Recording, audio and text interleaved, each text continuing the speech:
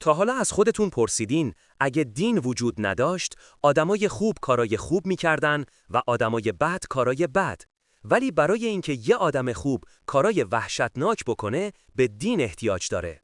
این جمله تکان دهنده از استیون واینبرگ، فیزیکدان برنده نوبل، یه جورای اساره و چکیده کتابیه که امروز میخوایم با هم ورقش بزنیم. کتابی که مثل یه چکش به شیشه باورهای هزاران ساله میکوبه. به پادکست کتاب‌های ممنوعه خوش اومدید. امروز سفری طولانی و جنجالی در پیش داریم به دنیای کتاب خدا بزرگ نیست، دین چگونه همه چیز را مسموم می‌کند، نوشته یکی از جسورترین و متفکران دوران ما، کریستوفر هیچنز.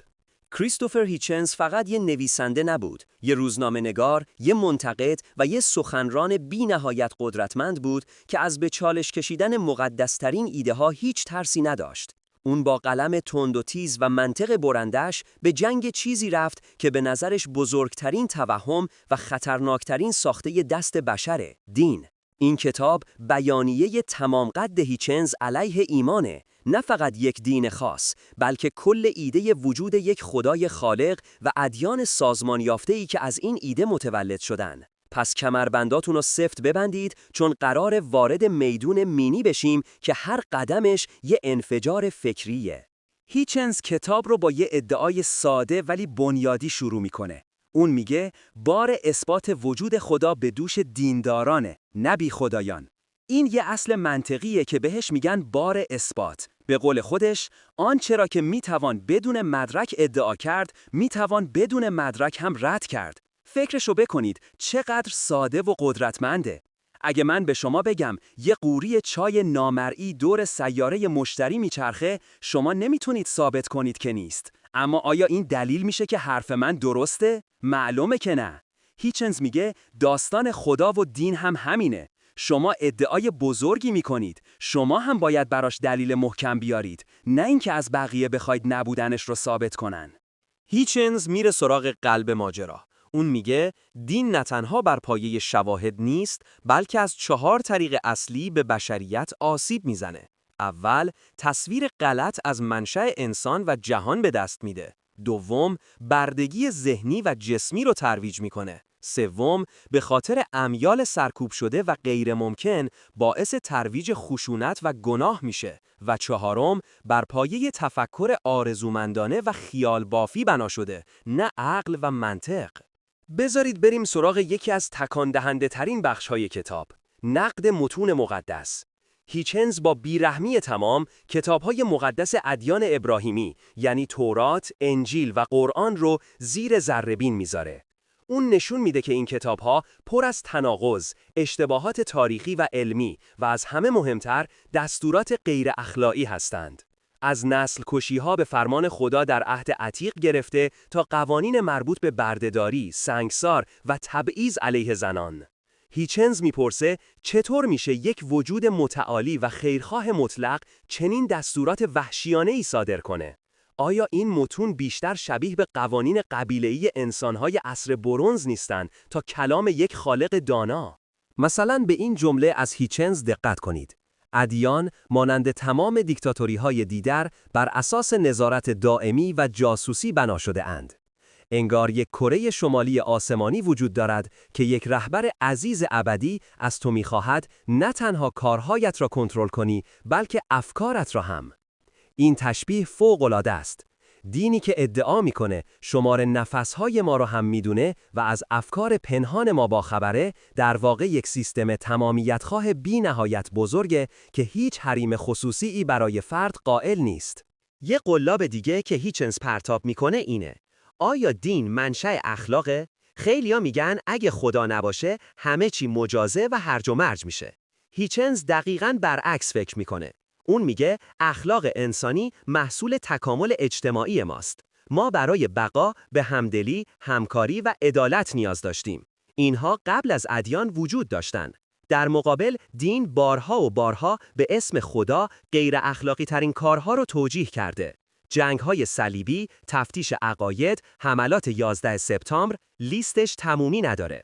هیچنز میگه اینا باگ سیستم نیستن، اینا خود سیستم هستن. وقتی شما معتقد باشید که حقیقت مطلق رو در اختیار دارید و از طرف خدا حرف میزنید، هر جنایتی رو میتونید توجیه کنید. اون یه سوال کلیدی دیگه هم مطرح میکنه. آیا شما بدون ترس از جهنم و طمع به بهشت آدم خوبی نیستید؟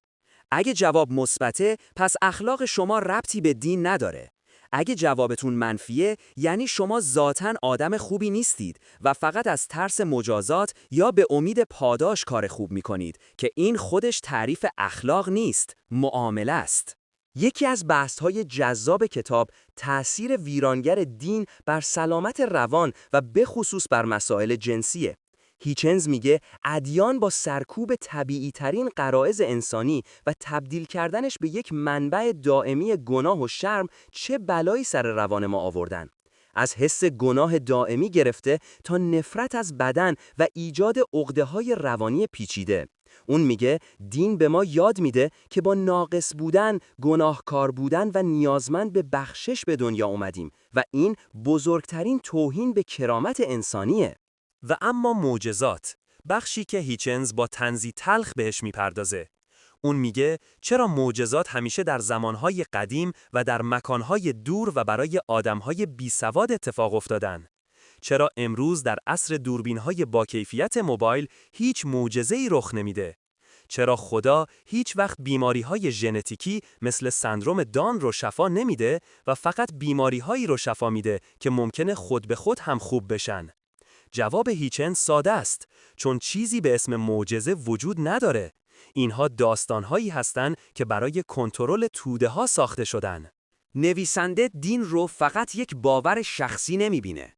اون دین رو یک نیروی سیاسی و اجتماعی خطرناک میدونه که جلوی پیشرفت علم رو میگیره، آزادی بیان رو سرکوب میکنه و آموزش به کودکان رو مسموم میکنه.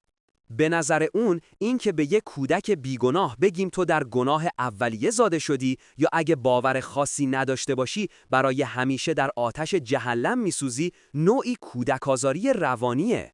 اون میگه ما در برابر شواهد و منطق سرخم میکنیم، نه در برابر صاحبان قدرت و ایمان کورکورانه. شاید بپرسید پس جایگزین چیه؟ اگه دین رو کنار بذاریم چی جاش رو میگیره؟ جواب هیچنز اومانیسم یا انسانگرایی سکولاره، یعنی باور به خرد، علم، اخلاق مبتنی بر همدلی و تلاش برای ساختن دنیایی بهتر در همین زندگی، نه به امید دنیای پس از مرگ.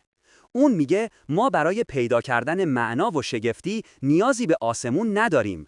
کافیه به کهکشانها، به تکامل، به هنر و به عشق نگاه کنیم. اینها به اندازه کافی شگفت‌انگیز هستند و واقعی هم هستند.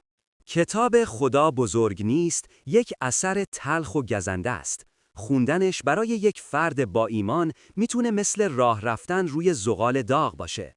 اما هدف هیچنز آزار دادن نیست، بیدار کردنه. اون مثل بچه‌ایه که در داستان لباس جدید پادشاه با صدای بلند فریاد میزنه، اما پادشاه لخت هستش. اون از ما میخواد که جرأت کنیم و با چشم باز به دنیا نگاه کنیم. جرأت کنیم و بپرسیم، جرأت کنیم و شک کنیم. در نهایت حرف اصلی کریستوفر هیچنز اینه: دین یک اختراع انسانیه. اختراعی که در دوره‌ای از تاریخ شاید کارکردهایی داشته، اما امروز به بزرگترین مانع برای رسیدن به یک تمدن جهانی، صلح‌آمیز و خردمند تبدیل شده. اون میگه وقتش رسیده که بشر این عصای دوران کودکیش رو کنار بذاره و روی پای خودش بایسته، روی پای عدل، انسانیت و شجاعت. حالا انتخاب با شماست. آیا ترجیح میدید در یک دروغ آرامش بخش زندگی کنید یا با یک حقیقت ناخوشایند روبرو بشید؟